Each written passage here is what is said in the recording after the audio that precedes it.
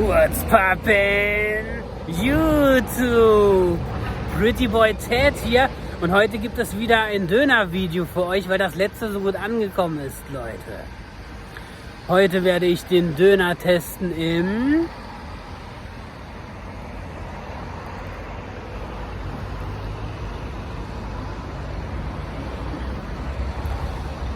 im Bravo Park, Leute.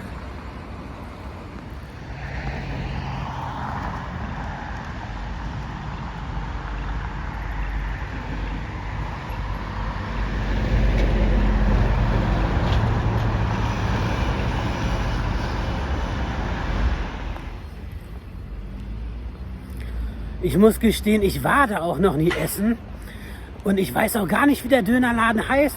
Ich weiß halt bloß, dass es da drinnen einen Dönerladen gibt. Und den werde ich heute für euch testen, Leute.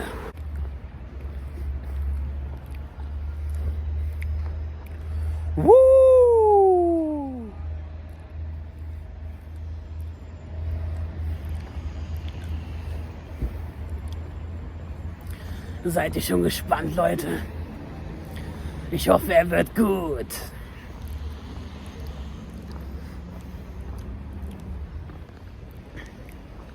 Wir haben heute so ein richtig schwüles Wetter, Leute.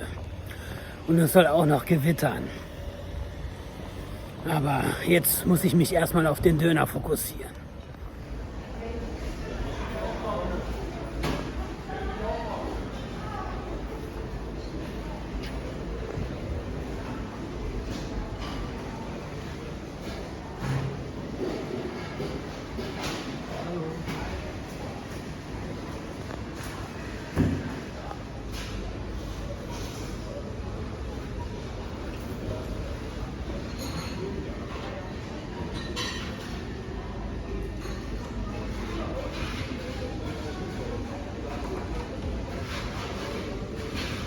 So sieht der Döner aus und es gab leider kein Lammfleisch, deshalb habe ich Chicken genommen.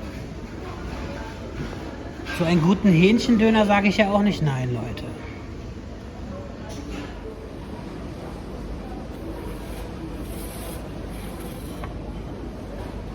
Yummy, Leute. Jetzt bin ich gespannt.